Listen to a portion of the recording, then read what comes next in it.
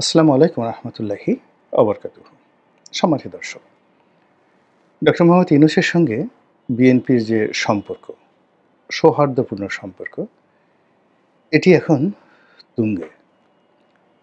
BNP প্রতিষ্ঠা হওয়ার পর রাজনৈতিকভাবে আজ অবধি কাউকে সেভাবে ভালোবাসেনি বা এভাবে ভালোবাসেনি যেভাবে বা এভাবে তারা এখন ডক্টর মোহাম্মদ ইউনূসকে ভালোবাসছেন।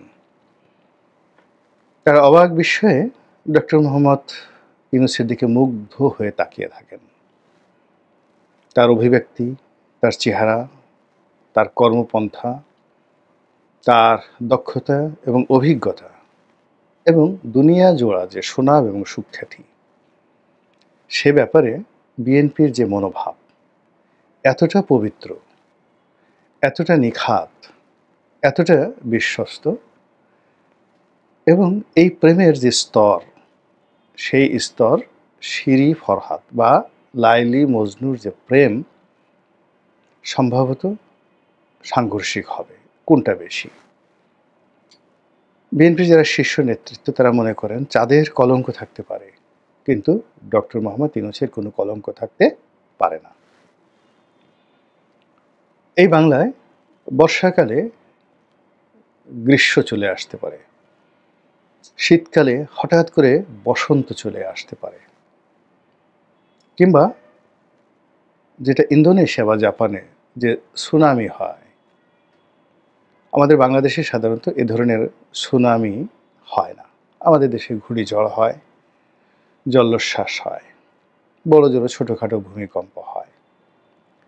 তো আমাদের এই বাংলায় যদি জাপানের সেই যে কুখ্যাত বিধ্বংসী সুনামি, যা জাপানকে তছনছ করে দিয়েছিল এবং যার ঢেউ ইন্দোনেশিয়াতে লেগেছিল, তো বঙ্গোপসাগরের উপকূলে সেই সুনামি যদি আছড়ে পড়ে, এই অসম্ভব ঘটনা বাংলাদেশে যদিও সম্ভব হয়, কিন্তু তারপরেও ডক্টর মোহাম্মদ ইউনূসের যে জবান, পবিত্র জবান দিয়ে তিনি জনাব তারেক রহমান সাহেবের কাছে অঙ্গীকার করেছেন, এই অঙ্গীকার তিনি ভঙ্গ করবেন না বা এটা সম্ভব নয়।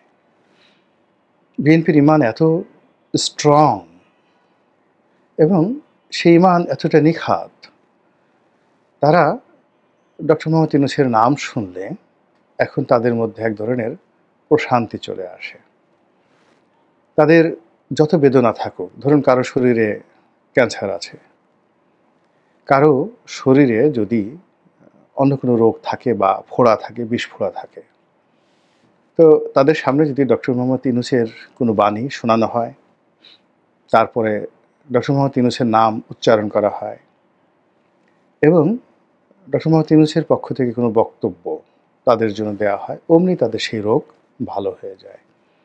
তাদের মুখে হাসি ফোটে এবং বসন্ত যাকে বলে তাদের জীবনে চলে আসে। এইরকম একটি অবস্থা শুরু হয়ে গেছে। এবং বিএনপির এই যে প্রেম, এখন এটা কি একতরফা নাকি পারস্পরিক, এটা প্রশ্ন সাপেক্ষ বিষয়। কিন্তু বিএনপির এই প্রেমে পুরো বাংলাদেশে একটা রাজনৈতিক বিপর্যয় দেখা দিয়েছে। যারা এতদিন ডক্টর মোহাম্মদ ইউনূসের সঙ্গে সুসম্পর্কে যুক্ত ছিলেন, তাকে তাদের ত্রাণকর্তা আপনজন ভেবেছিলেন, তাদের বক্তব্য হলো, এটা কী ধরনের কথা? আমাদেরকে রেখে আমরা এতদিন সার্ভিস দিলাম, এতদিন স্যারের জন্য এত কিছু করলাম, তারপরে স্যারের জন্য ঝুঁকি নিলাম এবং স্যারকে ক্ষমতায় বসানোর জন্য আমাদের এত আত্মত্যাগ, সব কিছু ভুলে তিনি আমাদের সঙ্গে আলাপ না করে, আলোচনা না করে তিনি সেই লন্ডনে গিয়ে জনাব তারেক রহমান সাহেবের সঙ্গে বৈঠক করলেন। তাও আবার যেন তেন বৈঠক নয়, একেবারে ক্লোজ ডোর, দরজা বন্ধ করে একা একই বৈঠক। এবং আরও গুরুত্বপূর্ণ বিষয় হলো যে জনাব তারেক রহমান এবং ডক্টর মোহাম্মদ ইউনূসের মধ্যে যে বৈঠকটি হলো, এটা মারেফতের একেবারে সর্বোচ্চ স্তর। এবং আপনারা শরীয়ত এবং মারেফত সম্পর্কে জানেন। শরীয়তের যে বিষয়গুলো সেটা হলো দালিলিক, প্র্যাকটিক্যাল এবং দৃশ্যমান। আর মারেফতের যে বিষয়গুলো থাকে সেটি হলো সিনা টু সিনা, অন্তর থেকে অন্তরে। এটা আলোকিত হতে থাকে। আল্লাহর সঙ্গে বান্দার যে সম্পর্ক, গোপন সম্পর্ক, এটাকে মারেফত বলা হয়, গোপন সম্পর্ক, এবং এটার ভেদ বাইরের কোনো লোক বুঝতে পারে না।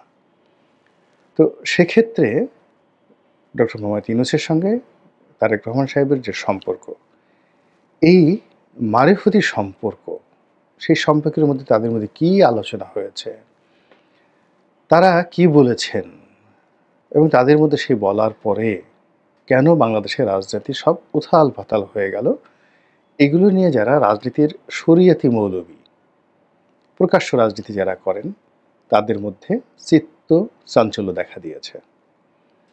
তাদের মন ভীষণ ভারী, তারা ক্লান্ত, তারা বিধ্বস্ত, তারা বিক্ষুব্ধ। তারা ডক্টর মোহাম্মদ ইউনূসকে অনেকে ত্যাগ করার হুমকি দিয়েছেন, অনেকে অভিমান করে দূরে সরে রয়েছেন। ডক্টর মোহাম্মদ ইউনূস আবার অনেককে কাছে টেনে এনেছেন, আনার চেষ্টা করছেন, কিন্তু কাজের কাজ হয়নি। বরং ডক্টর মোহাম্মদ ইউনূস এবং বিএনপির যে প্রেম, এটি ক্রমশ বাড়ছে।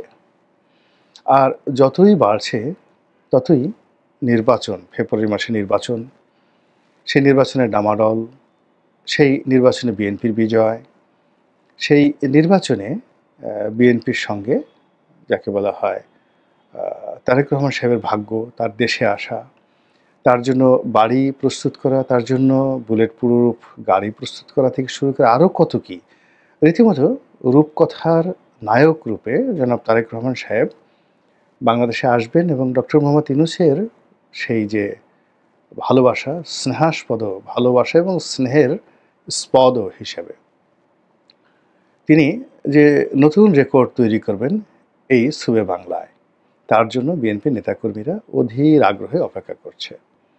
সামাজিক মাধ্যম জুড়ে তার জয় জয়কার, নেতা আসছেন, নেতা আসবেন, এ যেন ত্রাণকর্তা।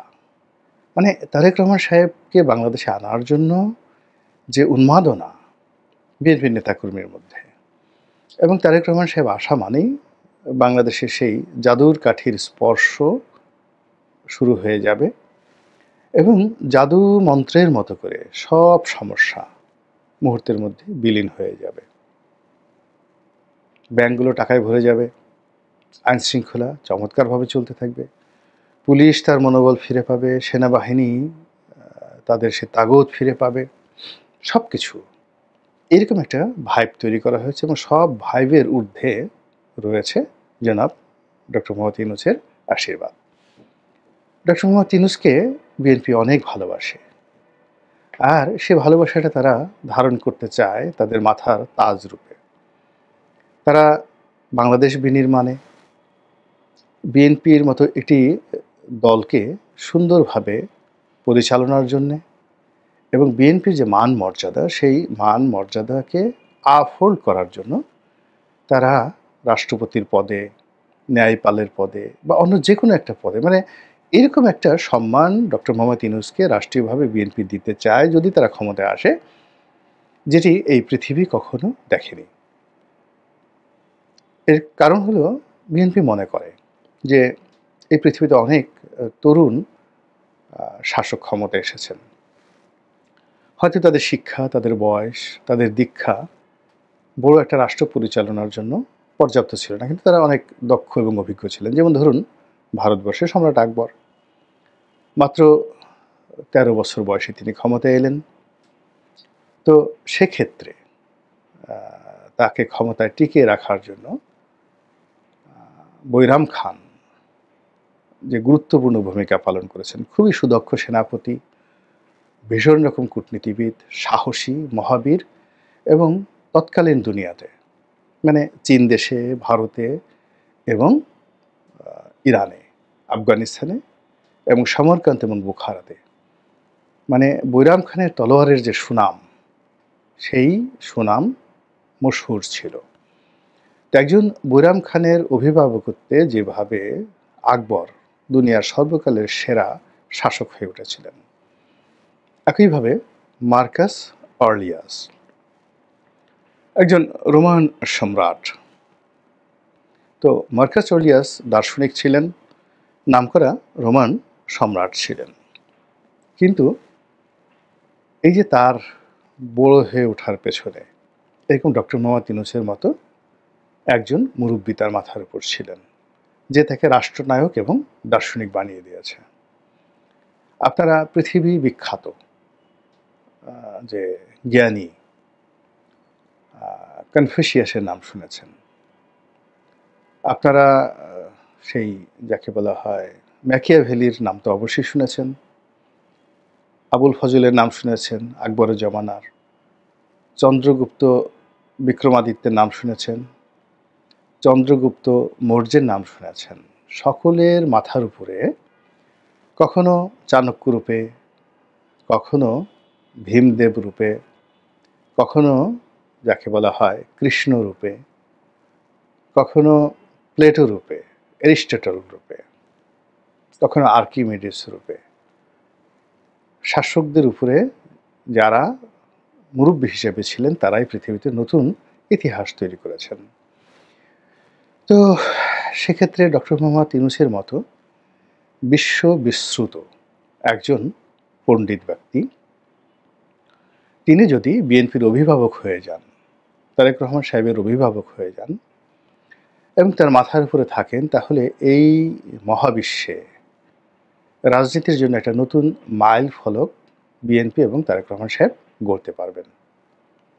আমি যেভাবে বললাম, আমার ভাষা দুর্বল, আমার জ্ঞান আরও দুর্বল, আমি হয়তো ভেবে বলতে পারিনি, কিন্তু বিএনপির যারা খুব মাথাওয়ালা মানুষ, যারা বিএনপির খুব লেখাপড়া জানা মানুষ, তারা হয়তো এর চাইতে আরও ভালোভাবে ডক্টর মোহাম্মদ ইউনূস এবং জনাব তারেক রহমান সাহেবের যে বন্ধন, এটি নিয়ে তারা সুখর স্বপ্নে বিভোর। তারা বেগম জিয়ার সঙ্গে ডক্টর মোহাম্মদ ইউনূসের কথা হয়েছে, উনি টেলিফোন করেছেন। এতে বিএনপিতে রীতিমতো ঈদের বন্যা বয়ে যাচ্ছে, বলার মতো না। তো এই যে বন্যা, এই বন্যার ফলে কি হলো, ডক্টর মোহাম্মদ ইউনূসের প্রতি যে বিশ্বাস, আস্থা এবং প্রেম, বিএনপির যে প্রেম, এটি পাথরের মতো শক্ত, হিমালয়ের মতো অটল, প্রশান্ত মহাসাগরের মতো ধীর স্থির এবং শান্ত। বিএনপি নড়ছে না। বিএনপি চাতক পাখির মতো তাকিয়ে আছে July, August, September, October, November, December, January, February এবং তাদের জীবনে অতীতে যেভাবে 15 ফেব্রুয়ারির একটা নির্বিঘ্ন নির্বাচন হয়েছিল, ওটা অনেক বদনাম হয়েছিল। কিন্তু এবার ডক্টর মোহাম্মদ ইউনূসের বদান্যতায় ফেব্রুয়ারি মাসে এত চমৎকার একটা নির্বাচন হবে, যে নির্বাচনে একটা মাইল ফলক তৈরি করে বাংলাদেশে শহীদ প্রেসিডেন্ট জিয়াউর রহমানের যে দল, বাংলাদেশ জাতীয়তাবাদী দল, ক্ষমতায় আসবে এবং সেই ক্ষমতা বাংলাদেশে একটা নতুন এরা বা যুগের সৃষ্টি করবে। এই বিশ্বাসে বিএনপি এখন বিভোর। আমরা যারা অল্প বুদ্ধির মানুষ কাহিনী বর্ণনা করলাম, আপনারা যারা দর্শক তারা অপেক্ষা করুন এবং দেখতে থাকুন এই প্রেমের চূড়ান্ত পরিণতি। আসসালামু আলাইকুম রহমতুল্লাহি ওয়া বারাকাতুহু।